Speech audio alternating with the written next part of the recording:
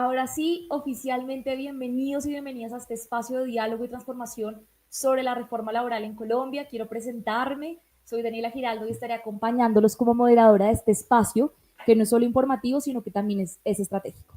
Somos Grupo Soluciones Horizonte, una organización con más de 25 años de experiencia en transformación organizacional con presencia en Colombia y en México. Hemos acompañado a cientos de empresas a crecer, incluso en momentos complejos como este. Hoy nos convoca un tema urgente y determinante, que es la reforma laboral, y porque esta conversación sea verdaderamente útil y a todos saquemos mucho provecho, es que vamos a contar con la participación de nuestra unidad especializada en People Analytics, YODA. YODA ayuda a que los cambios laborales se implementen con y para las personas, ofreciendo herramientas claras y accionables como la medición de clima, cultura, desempeño, burnout, satisfacción laboral y más de 15 herramientas diseñadas para recursos humanos. Hoy nos acompañan en este panel tres mujeres líderes. Estaremos con Fernanda Becerra, abogada y directora jurídica de GCH, magíster en Derecho Laboral y Seguridad Social, especialista en Derecho Comercial y Financiero, Andrea Villanzar, fundadora y presidente de GCH, especialista en Administración Financiera, magíster en Desarrollo Directivo, que hoy nos está acompañando desde México, y también Nancy Castro, directora de Innovación en YODA, psicóloga y máster en innovación. Queremos recordarles que al finalizar les compartiremos un link de registro para acceder a tu certificado y además participando con fondos únicos que vamos a hacer. Entonces, por favor, quédense hasta el final para que hagan parte de esto. Entonces, vamos para llevar claridad, estrategia y visión. Gracias por estar aquí. Daremos inicio a este conversatorio y pues me parece supremamente importante que empecemos con Fernanda. Fernanda, por favor, ¿nos podrías dar un contexto sobre qué va la reforma laboral y sobre todo el tema de la consulta popular?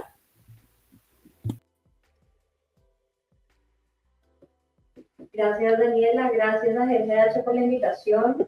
Por supuesto que podemos iniciar este espacio aperturándolo partiendo de los escenarios que son la reforma laboral hoy en Colombia. Tenemos que partir de un escenario y es que en Colombia la reforma laboral se ha radicado dos veces en el Senado, dos veces ha tenido hundimiento y lo que vamos a hacer aquí es definir esos puntos claves que hoy tiene la reforma laboral y sobre los cuales deberá debatirse el caso de avanzar la consulta popular de la que últimamente bastante se habla.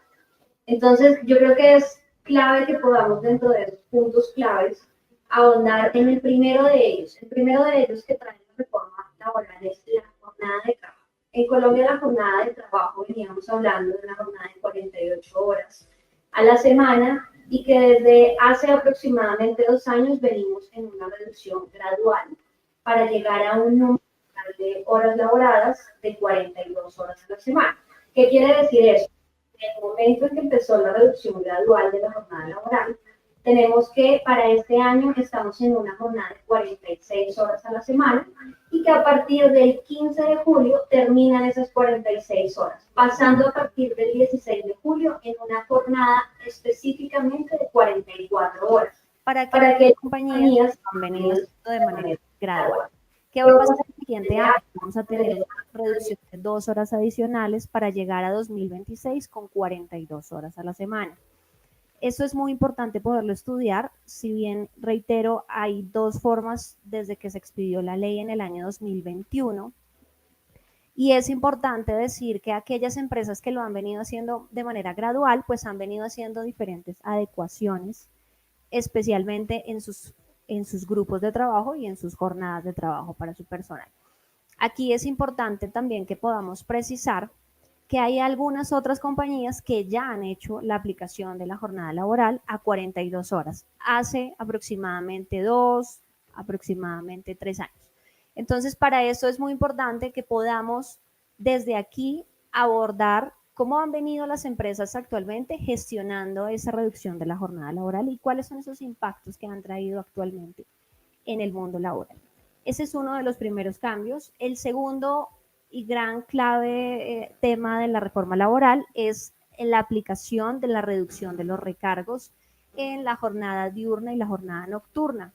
Actualmente sabemos que la jornada diurna inicia bueno, inicia a partir de las, decimos, 6 de la mañana, 9 de la noche, jornadas diurnas. ¿Qué propone la reforma laboral para la jornada diurna? Es que ya no sea hasta las 9 de la noche, ¿cierto? Sino que sea hasta las 7 de la noche. Esa es una de las primeras propuestas y grandes estudios se han venido haciendo a lo largo de la primera expedición de de la primera radicación de la reforma y de la segunda radicación en torno a los impactos económicos que tiene esto para el tejido empresarial. ¿Qué pasa también con la reforma y especialmente el trabajo nocturno? Entonces decimos que como ya no va a terminarse la jornada diurna a las 9 de la noche, sino a partir de las 7 de la noche, ahí va a empezar la jornada nocturna. Eso quiere decir que tenemos que continuar haciendo esos análisis financieros y esos análisis estratégicos en las compañías para poder determinar cuáles son esos impactos que tiene y cómo gestionarlos desde ya. Ese es otro de los grandes puntos relevantes que tiene la reforma laboral actualmente. Hay otro punto importante y es que a partir de la promulgación que tuvo en el año 2021 la jornada laboral, la reducción, hablamos que se eliminó de manera muy discreta el límite diario de la jornada laboral. Tenemos que en Colombia existen diferentes jornadas de trabajo, jornadas especiales, jornadas ordinarias, y alguna de estas jornadas especiales en Colombia nos dice que hay una jornada que se llama la flexible. Aquella jornada flexible nos determina que en Colombia podemos acordar con los trabajadores jornadas donde yo pueda acordar que en el día pueda trabajar mínimo 4 horas, máximo 10 horas, haciendo extensiones horarias sin que eso signifique trabajo en horas extras, y eso quiere decir que es una jornada acordada y flexible entre las partes. ¿Qué pasa? Que cuando se expide la reducción de la jornada en el año 2021, pues efectivamente se elimina el límite diario. En la ley lo que teníamos establecido es que el límite máximo diario es de 8 horas. Cuando se expide esta ley, al eliminarse, actualmente lo que busca la reforma es volver a ponerle límite diario a la jornada máxima legal en Colombia. ¿Correcto? Entonces, eso se va haciendo y se ha venido haciendo de manera gradual. A medida que se va disminuyendo, pues en esa medida deberá tener el límite establecido. Eso es otra de los puntos claves que tiene la reforma laboral actualmente y sobre la que se deberá discutir en caso de avanzar de manera positiva y tener concepto favorable en el Senado la consulta popular. Tenemos otro tema importantísimo relacionado con la jornada de trabajo y las propuestas de la reforma laboral, y es que el límite diario tenemos que actualmente son 12 horas a la semana como horas extras, y que aquellas empresas que requieran realizar trabajo en horas extras, pues deberá solicitar un permiso ante el Ministerio de Trabajo, argumentando esas causas objetivas que tiene la empresa para poder desarrollarla, cumpliendo el lleno de los requisitos. Y ahí tenemos que, a través de ese permiso de solicitud para autorizar trabajo en horas extras, es clave que nuestras ARL pueda gestionar la aprobación, y eso es a través de la identificación de la gestión del riesgo a los que van a estar expuestos los trabajadores que puedan llegar eventualmente o habitualmente a laborar horas extras. ¿Qué quiere decir eso? Que se debe hacer una medición de la carga física de las personas y de la carga, adivinen qué, de la carga mental de las personas. Y para eso es muy importante que desde las compañías podamos implementar herramientas que permitan hacer esa medición, no solamente a través del instrumento que legalmente corresponde, sino cualquier instrumento adicional que tenga evidencia científica de poder hacer este tipo de mediciones y que contribuyen a esas mediciones y a ese requisito obligatorio para poder superar la etapa de autorización. Este es otro de los puntos importantes que tiene la reforma. Hay otro gran clave importante en la reforma, y es los recargos dominicales y festivos. Se propone que ya no sea de un 75% sobre cada hora laborada, sino que sea adicional a poder completar un 35% adicional, y eso nos lleva a tener un 100% de cada hora laborada, tenga un recargo del 100% para cada persona. ¿Cuál fue la compensación y la solicitud que hace el gobierno y la motivación sobre todo? Es que el descanso es indispensable para las personas y que la conciliación en la vida laboral, personal y familiar pues debe promoverse desde los empleadores. Entonces, esta es una de las grandes motivaciones que tiene la reforma.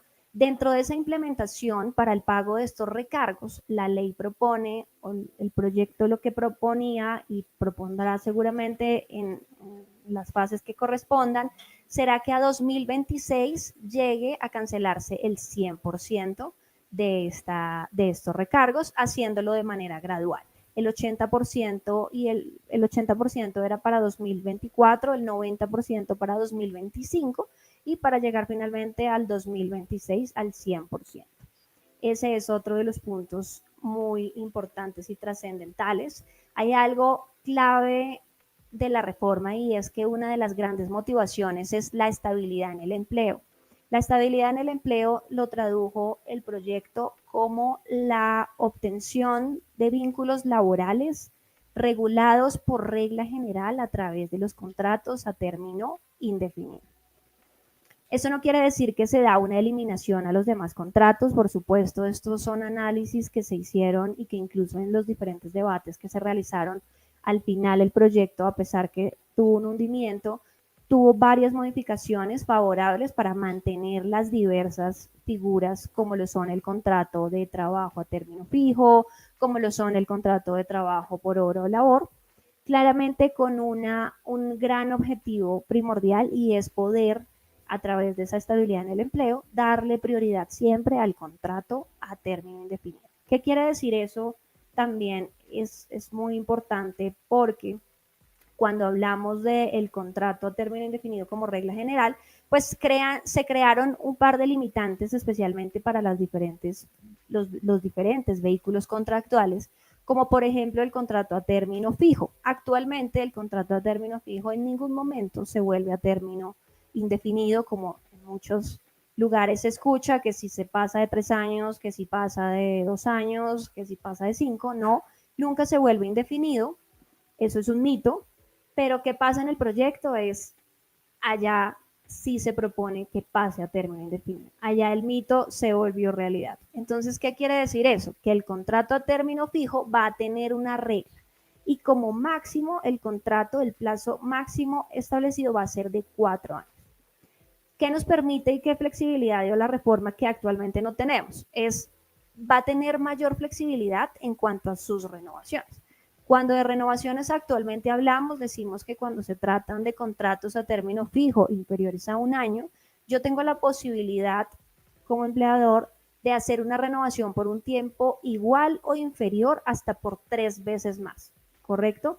¿Qué pasa actualmente? Que yo debería, tan pronto supere esa regla, poner los contratos a término fijo, se entenderán a término de 1 año. No podrán estar por debajo y si no hice el cambio, naturalmente se entiende bajo esta interpretación. En la reforma lo que se propone es que puede ser por periodos incluso superiores o inferiores, que eso es una flexibilidad, pero nunca va a poder superar el término que les indico y en caso que se superara, inmediatamente el contrato va a tener una presunción de trasladarse a convertirse en un contrato a término indefinido.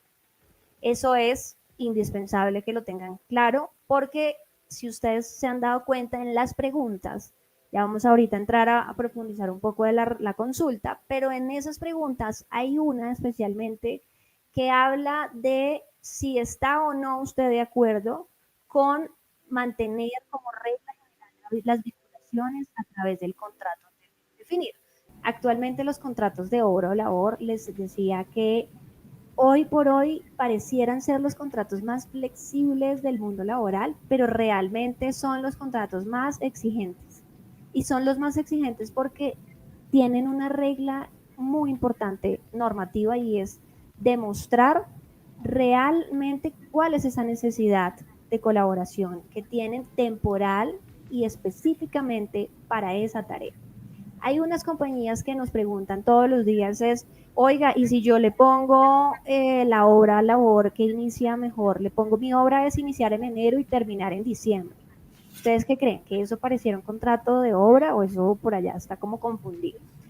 Hay que analizarlo porque, como les digo, pareciera que es un contrato de obra, pues cualquier cosa puede pasar en ese tiempo, pero resulta que cuando van a hacer la terminación del contrato, dicen en enero a finalizar, les decía que inició en enero primero, y en enero al finalizar dicen, no, se acabó la obra. ¿Cómo así que se acabó la obra? Pues es que ya no lo quiero, es que él ya no está funcionando y yo no sé cuál es el periodo de prueba porque esto es un contrato de obra, hay mucha confusión ahí, entonces despídalo por terminación de obra. Hay que ser muy cuidadosos porque si bien eso puede pasar en la práctica, pues la realidad es que hoy por hoy sí es un contrato que exige estar atentos a delimitar muy bien esa actividad. Si lo van a hacer en el tiempo, deberá describir exactamente a qué actividad corresponde y a qué tiempo corresponde. Siempre deberán ir los dos.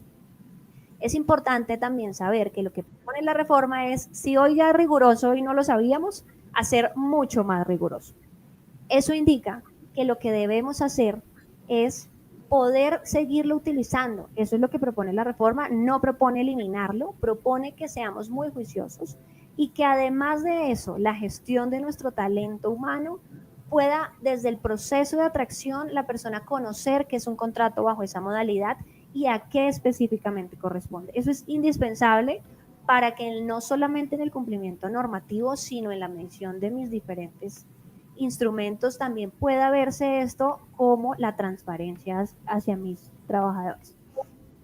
Eso es muy importante. Aquí les decía también que tiene un impacto a la luz de las indemnizaciones y a la luz de las terminaciones de contrato de trabajo.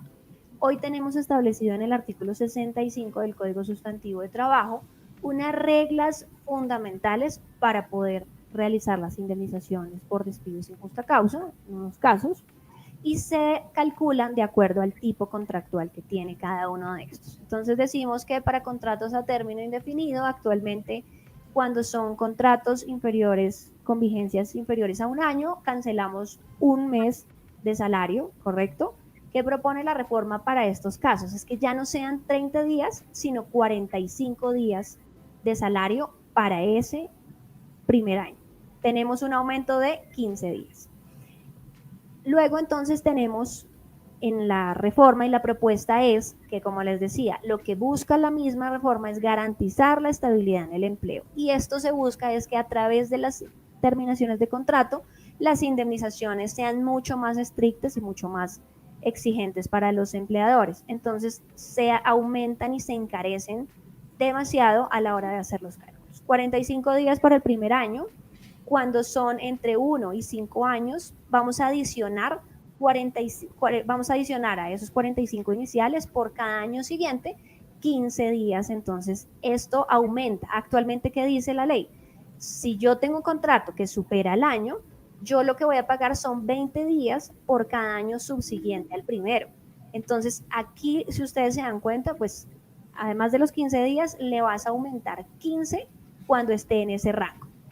Más o menos tenemos un promedio de 30 días. Y así en lo sucesivo tenemos que cada vez se va a volver mucho más costoso. Creo que estos son parte de los puntos que hoy definimos como clave para la reforma y sobre los cuales, si tienen alguna pregunta adicional, la esperamos en el chat para poderla ir resolviendo. Te agradezco, Fernanda, por esta introducción. Quiero que pasemos ahorita a hablar con Angie.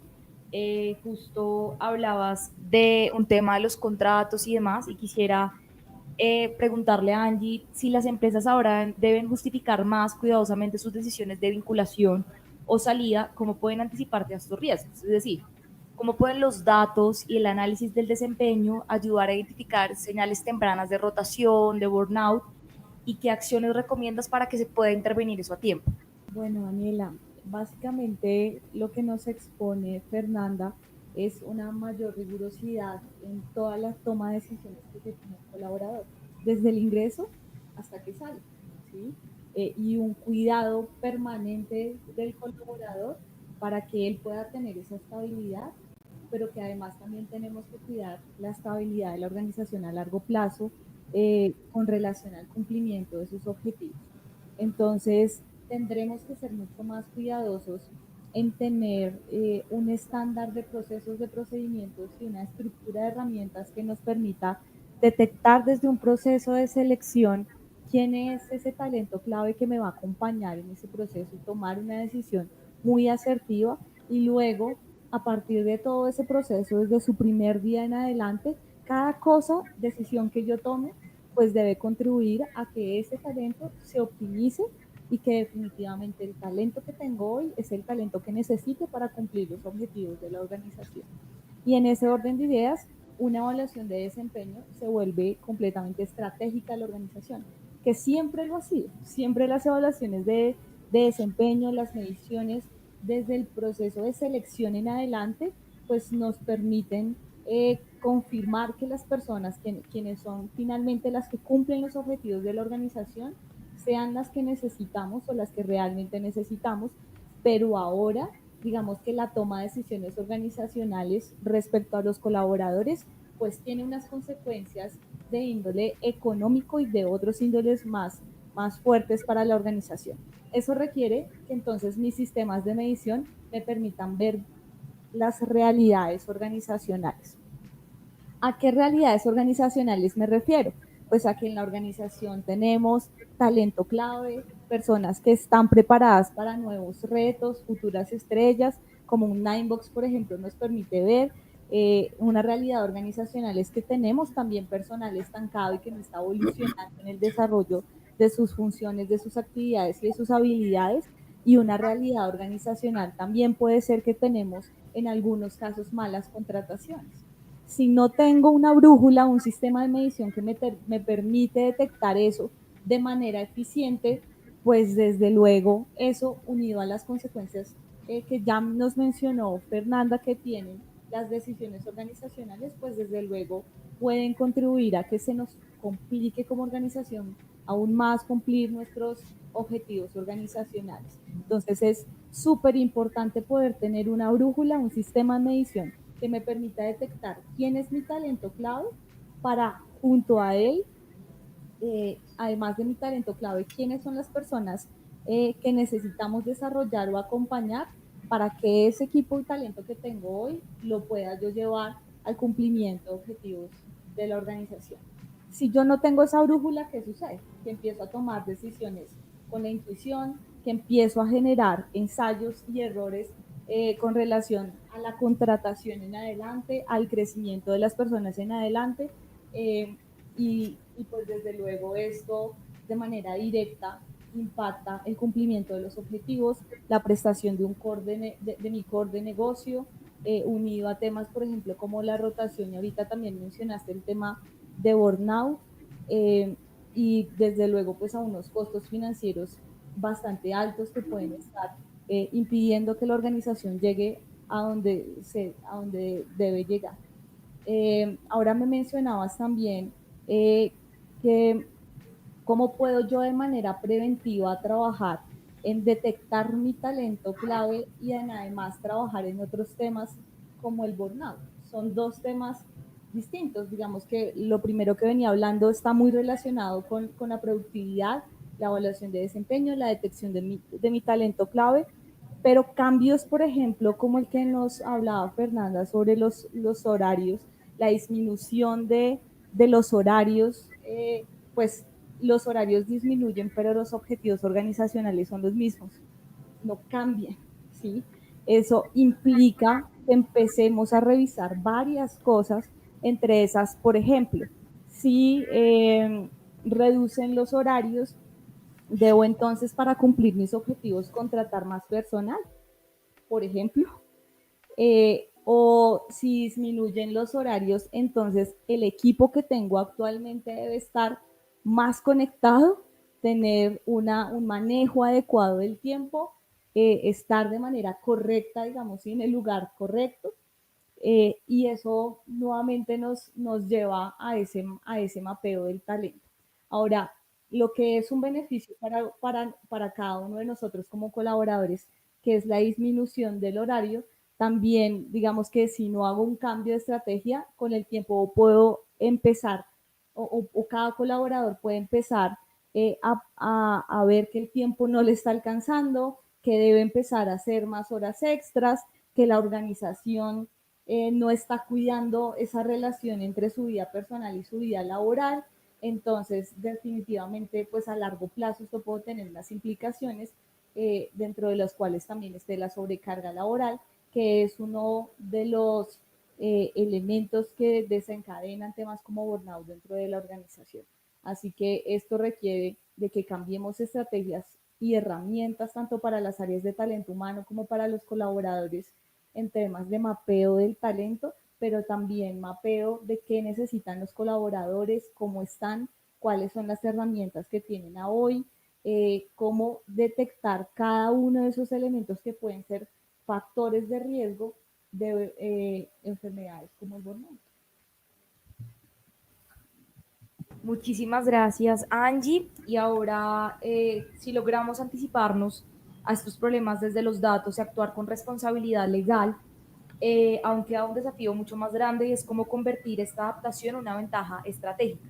Entonces, quisiera que nos acompañara con esta pregunta, Andrea, desde tu visión como CEO, ¿qué cambios estratégicos y culturales deben priorizar las organizaciones para no solo cumplir, sino evolucionar en esta etapa, en esta nueva etapa de la era laboral? Hay mucha incertidumbre, así que respondiendo a esta pregunta, Dani, de la incertidumbre, sin duda navegamos en esta nueva, lo podemos llamar, sí, era laboral en Colombia, y eso genera de alguna manera impactos significativos en las empresas y en especial en las MIPYMES. No quiero que olvidemos que Colombia y muchos países de Latinoamérica sin duda lo sostiene la micro, pequeña y mediana empresas, más del 99%, y siempre hago énfasis en esto porque somos los generadores de empleo y esa incertidumbre sin duda genera bastante tensión. Entonces, aquí hay algo que me encanta y es poder entender que llegó el momento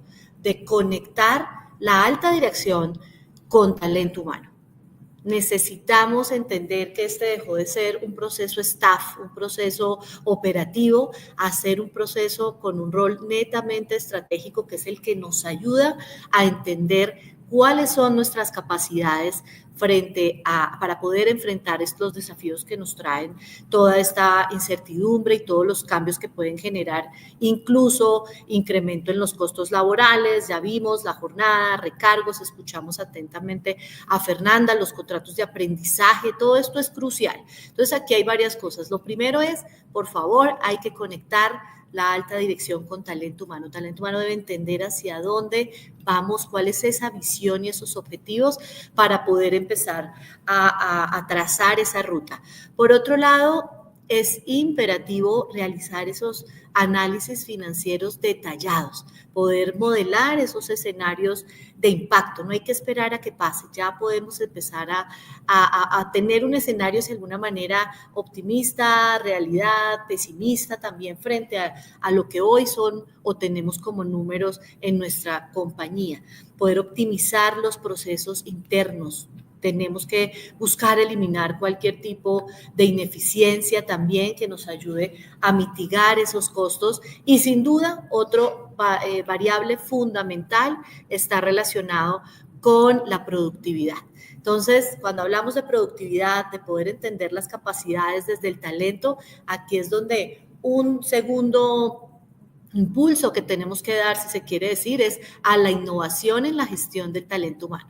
La atracción, la fidelización, porque no se trata de retener, lo mencionabas, creo, Dani, sino de que las personas estén porque quieren estar en la compañía y están sobre todo conectadas y alineadas hacia donde nos queremos dirigir y los resultados que queremos conseguir. Y aquí, fundamental, adoptar la tecnología, más que nunca, porque necesitamos tener las herramientas correctas que nos permitan tener la gente correcta en el lugar correcto haciendo lo correcto.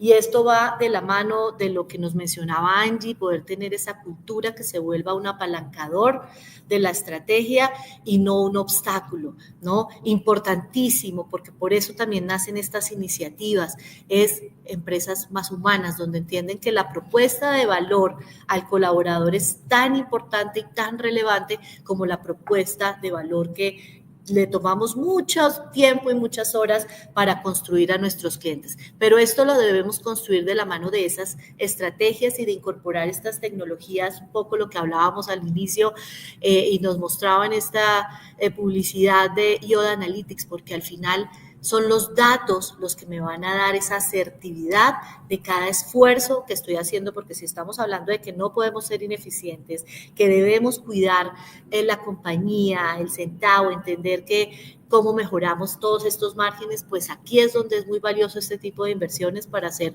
cada vez más asertivos en esa propuesta de valor, ¿sí? Más allá de un salario que las personas definitivamente no ven, quieren o buscan. También escogen compañías donde puedan tener ese desarrollo profesional, donde puedan tener espacios seguros de bienestar, flexibilidad y claridad del propósito, de qué es lo que ellos hacen cada día, las personas, y de qué manera impactan. Entonces hablamos de la mejora de la productividad, de poder conectar con el área de talento humano, de utilizar y capitalizar los datos con las herramientas correctas.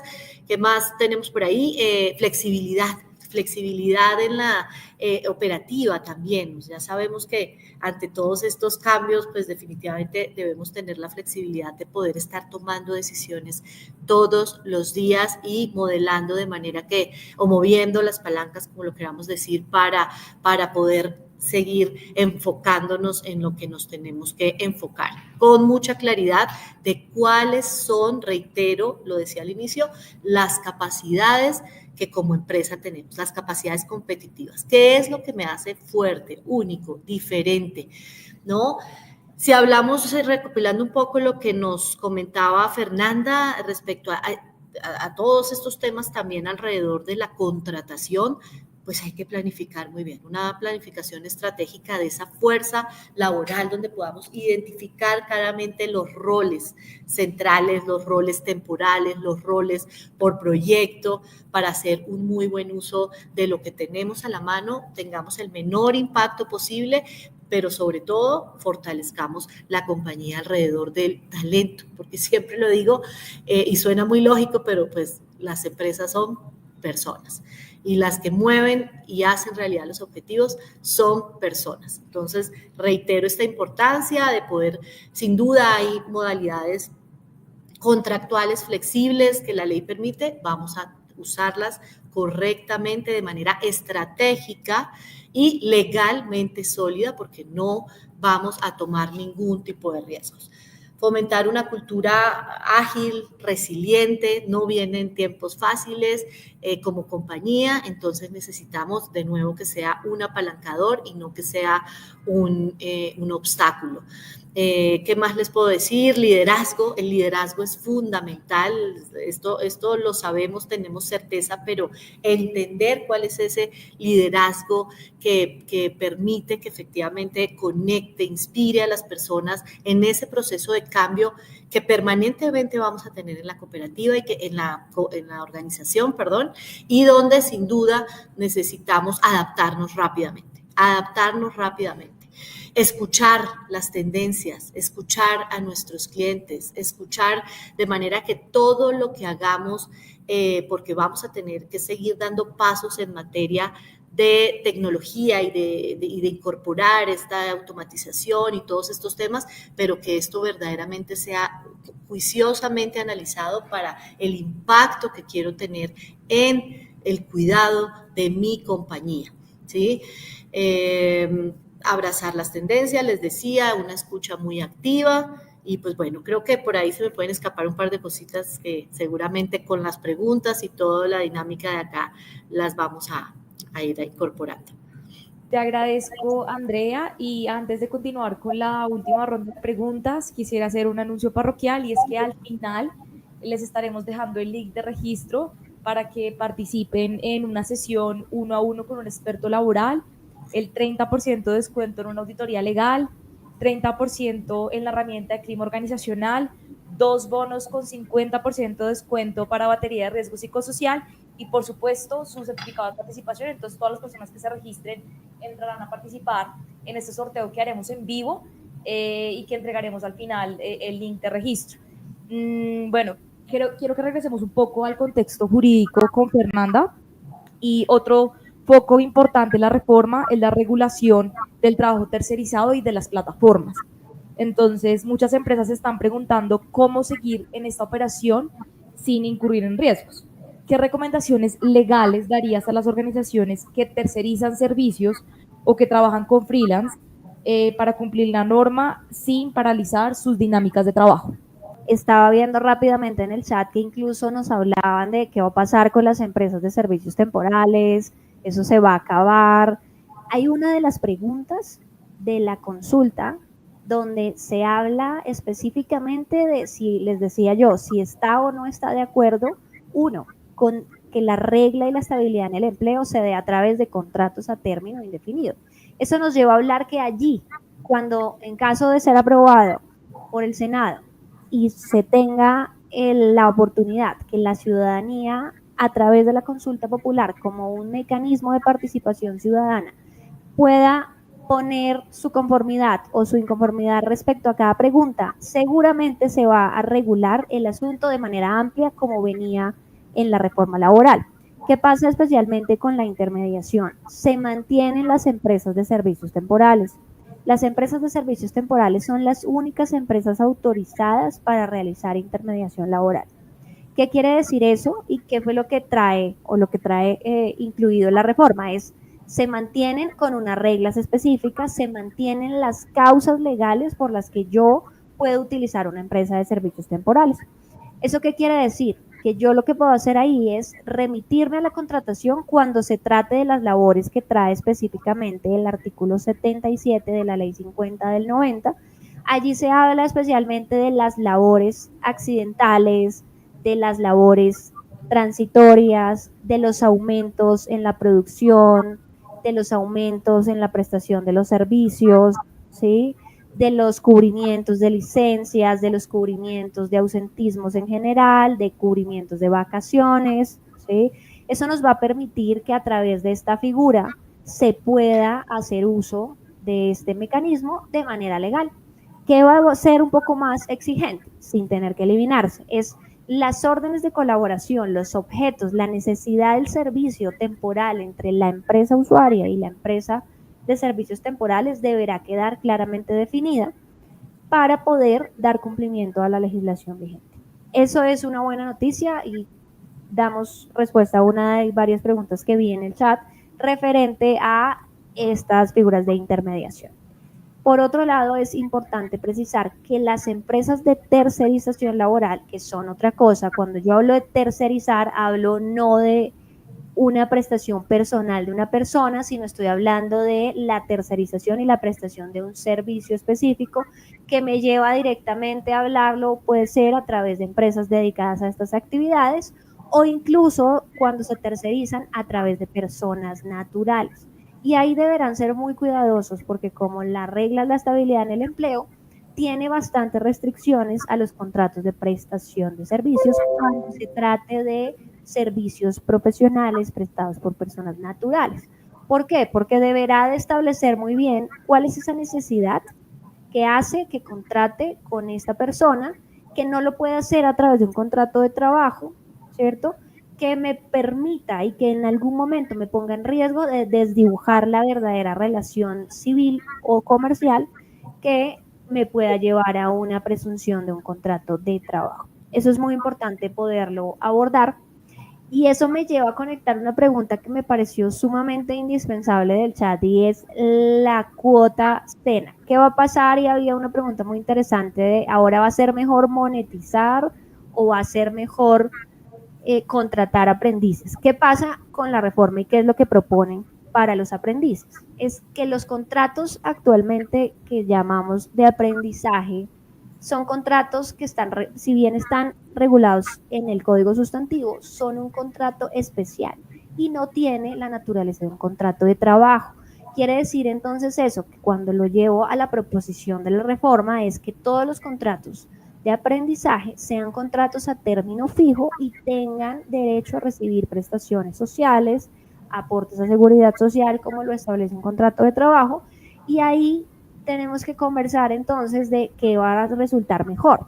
Hay unos análisis que se han hecho y que se han venido haciendo incluso desde el inicio de la erradicación del segundo proyecto de reforma y es no precisamente va a salir mejor monetizar, porque como la ley precisamente busca hacer un poco más rígida la monetización, buscando las garantías para los aprendices, es muy importante que puedan explorar figuras precisamente como las de las empresas de servicios temporales, que al final, aquí, cuando yo contrato a través de servicios temporales y recibo la prestación del servicio por esa persona natural que me envía la empresa de servicios temporales, no va a tener esa carga porque son trabajadores que están enviados en misión.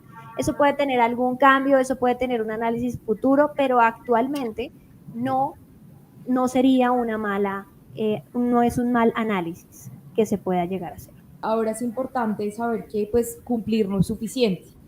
Hoy el bienestar y el compromiso de los trabajadores son esenciales y ya no basta solamente con subir los salarios. Entonces yo quisiera preguntarle a Angie qué indicadores de engagement, de clima laboral son indispensables medir hoy para diseñar estrategias de bienestar efectivas basados en en estos nuevos derechos laborales. Yo creo que hablando de indicadores, creo que lo realmente importante para muchas compañías va a ser empezar a medir, porque digamos que no es algo que como cultura tengamos necesariamente en todas las organizaciones. Ahorita mencionaste dos, el clima organizacional es un indicador que nos permite saber que los colaboradores tienen todos esos esenciales que garantizan su calidad de vida laboral. Así que el clima organizacional sigue siendo un indicador clave para poder confirmar que que tenemos una seguridad psicológica, como le decía ahorita Andrea, y una organización sana. Sin embargo, el clima organizacional es una medición que por lo general hacen las organizaciones de manera anual y que además excluyen a las personas que están ingresando a una organización. Y como necesito cuidar esas contrataciones en adelante, pues digamos que el clima organizacional ahí se va a quedar corto y va a quedar también un poco una fotografía un poco borrosa de cómo están los colaboradores en la organización. Así que existen diferentes mediciones que hoy no tenemos como prácticas, pero que van a ser fundamentales. Metodologías como la metodología de control de experiencia que nos permite medir cómo se siente un colaborador, pero además qué tanto se está adaptando a la cultura, a su cargo, al equipo de trabajo en momentos de verdad claves como cuando finalizan su proceso de selección, cuando inician su primer día, la primera semana, el primer mes, cuando tienen un cambio de cargo, hablando también o lo que mencionaba Andrea, de cómo el liderazgo se vuelve estratégico en este proceso de, de control mucho más estricto en la gestión del talento. Entonces, cómo medimos también a esos nuevos líderes que tienen un impacto significativo en las personas. Las salidas también son importantes medirlas.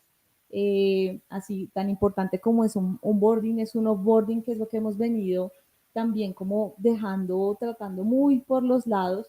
Esos van a ser indicadores claves que nos van a permitir poder detectar elementos alertas, pero además identificar cuáles son esos pequeños tweaks que yo debo hacer para potencializar esa relación entre colaborador y empresa. Y vienen otros indicadores también que es importante medir, que mencionaste uno de ellos, que es el engagement laboral, y es que a veces solo tenemos como esa medición de clima organizacional, pero el engagement nos habla no de cuáles son esos elementos que pueden estar afectando la calidad de vida laboral, sino que también nos dice qué tan afiliado está la persona con su cargo, con sus actividades diarias, ¿sí?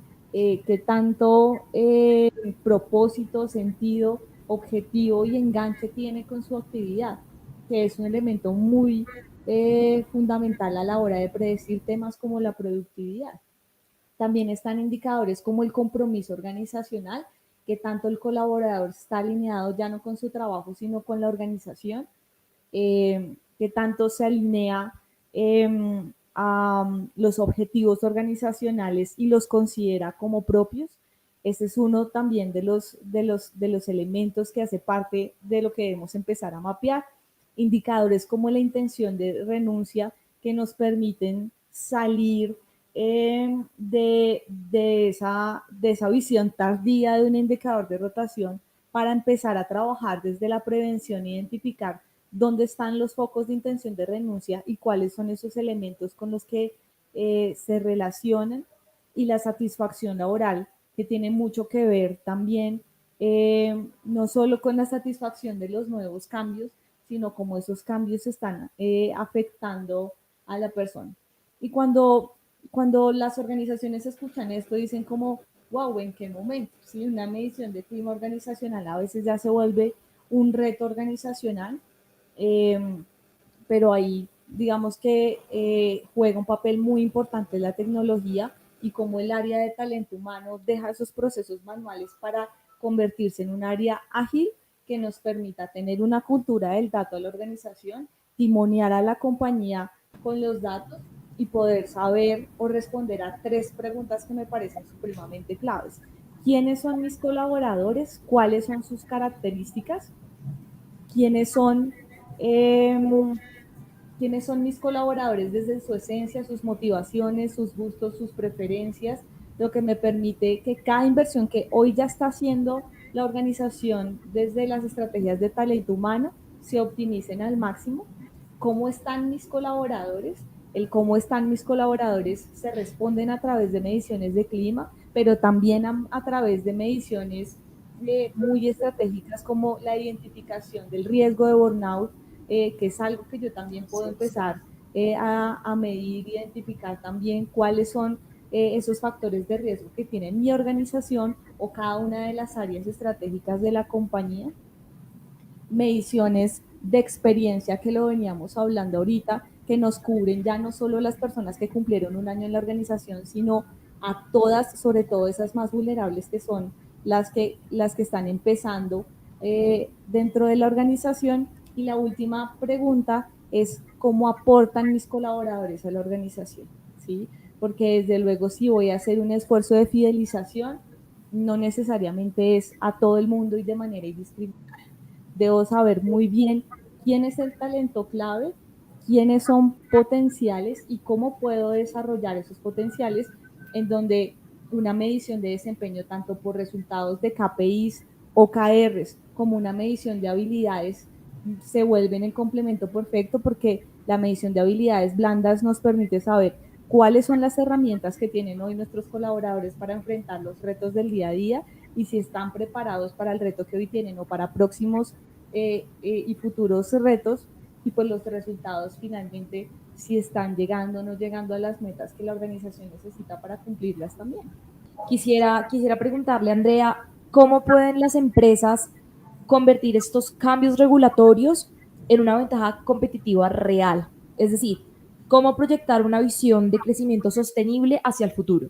Voy a rescatar lo que hablaba hace un momento de entender como compañía cuáles son nuestras ventajas competitivas para poder traer a colación de poder modelar, no darnos miedo a que a veces hay que hacer cambios profundos, incluso en el modelo de negocio, diversificar nuestros productos, entender esas capacidades que tenemos para entender en qué más tenemos posibilidad de aportar desde el entorno empresarial y desde esa escucha que decía en la pregunta anterior de nuestros clientes y de las tendencias. Aquí sin duda, y también muy de acuerdo con Angie y se alinea, es independiente, tenemos que pensar que trabajar en esa marca empleadora. Esto no es resorte exclusivo de las grandes compañías corporativas. No importa el tamaño que tenga como compañía, yo tengo que estar bien rodeado, estar con los mejores talentos y esto implica, incluso también lo mencionaba hablando de la propuesta de valor al empleado, pero también dentro de todos esos datos que podemos recopilar y en muchos de estos hablaba Angie, es fortalecer la marca empleadora que se conecta con la cultura que también lo hablábamos. Entonces, ir más allá del cumplimiento mínimo en las condiciones laborales justas, que es lo mínimo como compañía tenemos que hacer, sino en la construcción de esa reputación sólida, que me escojan a mí y que pueda llegar a ese talento clave que necesito tener en mi compañía, porque sin duda hoy lo necesitamos más que nunca y eso impacta en los costos de rotación, esto impacta en la productividad, esto impacta en las ventas, esto impacta en todo lo que necesitamos que como compañía pase alrededor de los objetivos. hablar de estos temas de tendencia, de construir una marca empleadora, pues también es traer estos temas valiosos del gobierno corporativo, de la responsabilidad social. Cuando decimos que estas nuevas generaciones se conectan verdaderamente, que su trabajo tenga impacto y se conectan a un propósito, pues ahí tenemos que tener mucha claridad de hacer esa conexión, de conectar esos propósitos individuales con ese propósito superior de las compañías, ¿no?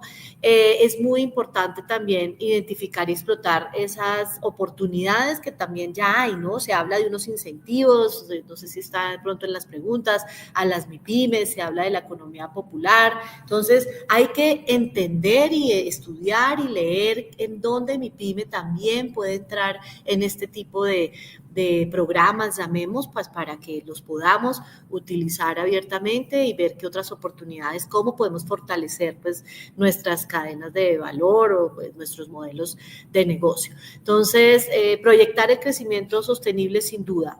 Recapitulo, la tecnología de la mano de esas herramientas que verdaderamente me ayuden con todo esto que Angie ya nos comentaba, poder tener una marca empleadora sólida, una cultura organizacional que sea un brazo apalancador y poder alinear a todas las personas el talento clave en esos objetivos estratégicos que como compañía y de la mano de la flexibilidad, porque no hay tiempo de planeaciones muy a largo plazo, tenemos que estar monitoreando y con mucha claridad de los números. Y pues bueno, yo quisiera escuchar esas preguntas que tenemos por ahí, quizás redondear en las que se repiten para poder responder a nuestra audiencia. Muchísimas gracias a nuestras panelistas por este espacio. En este momento veo una pregunta en el chat por parte de Carlos, que me parece bastante interesante e importante, y nos pide que por favor hagamos claridad sobre las licencias por periodos menstruales incapacitantes. ¿Cuándo es incapacidad? ¿Qué cambia si se aprueba este punto? Aquí es importante precisar para la respuesta de Carlos que efectivamente no solamente la licencia por síntomas menstruales o premenstruales se incluyen, sino también aquí creo que para poder completar es dentro de licencias y permisos tenemos la de paternidad que se busca que se aumente a 12 semanas. 12 semanas de manera progresiva. Tenemos aquí también importantísimo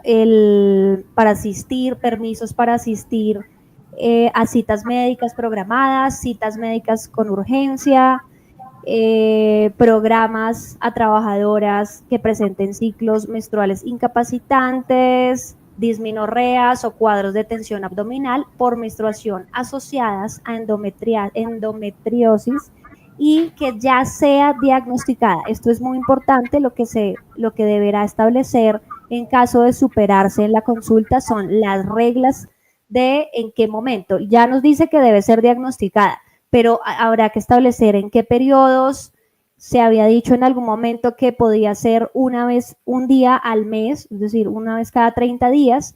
Eso tendrá que regularse al interior de esa pregunta, pero es importante saber que sí está dentro de las preguntas y en caso de avanzar, pues debe ser, este diagnóstico debe estar totalmente certificado por el médico. Adicional, tenemos aquí otros permisos como los de asistir a obligaciones escolares, especialmente acudientes de hijos o menores que tengan esa responsabilidad y que sean miembros del núcleo familiar. Esto seguramente también tendrá unas reglas como demostrarse específicamente cuáles serán esos grados de consanguinidad en los que se permitirá para poder establecer esas reglas claras, pero está dentro de las proposiciones que tiene la reforma. ¿Qué impacto tendrá la reforma en los trabajadores informales y los independientes? Bueno, esta es una pregunta que ha sido hasta controversial por una razón, y es que la reforma tiene un propósito y es acabar presuntamente con la informalidad. Pero los datos y las estadísticas de las que se han hablado, y hay un análisis último de FEDesarrollo donde se estima que a pesar que se busca la formalización, por lo drástico y los impactos que tiene esta reforma, podría ser que se pierdan aproximadamente, estarían en riesgo 346,000 empleos y 578,000 empleos formales. Eso podría ser que aproximadamente aumente gradualmente de 2 a 3 puntos porcentuales la informalidad y no como al parecer se sustenta que se disminuya la informalidad. Lo que se busca es que todo tipo de relaciones esté regulada por un contrato y eso aporta a la formalidad. Pero las estadísticas e incluso de las razones por las que se hunde la reforma en segunda oportunidad es precisamente esto, y estos datos pues deberán estudiarse nuevamente en caso de ser favorable y aprobada por el Senado las preguntas de la consulta. Que a propósito es muy importante decir que el martes de la semana siguiente inicia la plenaria para que las votaciones se den aproximadamente el día miércoles, para que el Senado se pronuncie si se aprueba o si se imprueba la solicitud que radicó el gobierno a través del presidente y sus ministros. Te quiero hacer una pregunta, bueno, de hecho dos, en torno al tema de las horas extras, y nos dicen lo siguiente: ¿cómo impacta el cambio de hora de inicio de la jornada nocturna en industrias de 3 turnos? Y la siguiente es si es posible acordar la reducción de jornada en un solo día para evitar horas extras. Bueno, el primer impacto de la primera pregunta que haces, Daniela, el primero va a ser un impacto netamente económico. Porque si te das cuenta, el hecho que la jornada diurna y la nocturna tengan un cambio en su hora de inicio y finalización, la primera consecuencia va a ser el pago de unos recargos, como los propone que se establezcan. ¿Qué debe pasar ahí? Consecuencialmente va a pasar es que las compañías van a tener que verse obligadas, y se están viendo incluso obligadas, no solamente por la hora en que inicia y terminan los recargos, sino porque ya estamos viviendo la reducción de una jornada de trabajo. Incluso con mucha frecuencia hacemos análisis legales de cómo reestructurar y readecuar las jornadas de trabajo, especialmente en sectores de hidrocarburos, sector salud, todo lo que tiene que ver especialmente hidrocarburos y sector salud, pues ha tenido un impacto muy grande porque, por ejemplo, sector hidrocarburos se mueven mucho con jornadas de trabajo por turnos que se establecen y se permiten en el Código Sustantivo, pero con estas reducciones pues cada vez se ven más acortadas las posibilidades de aplicar este tipo de jornadas especiales y flexibilidades que mantiene el código. Entonces, es muy importante que lo primero sea el impacto que tiene el económico. Segundo, es clave poder entender que en Colombia el tejido empresarial es aproximadamente del 80% por pequeñas y medianas empresas. Eso quiere decir que es otra de las razones del hundimiento, es que si ustedes hacen un análisis, a pesar que todas las empresas tengan fines de lucro, a las que lo tienen, pues se van a ver seriamente afectadas, porque además de reducciones, pues tenemos grandes cargas en recargos, grandes cargas en dominicales y festivos, además de eso altas cargas en indemnizaciones. Entonces, para eso es importante hacer un análisis hasta donde la ley me permita utilizar las flexibilidades y las bondades que aún tiene de turnos de trabajo flexibles. Les agradecemos nuevamente y damos por finalizado este espacio. Muchísimas gracias y que tengan una feliz tarde. Hasta luego.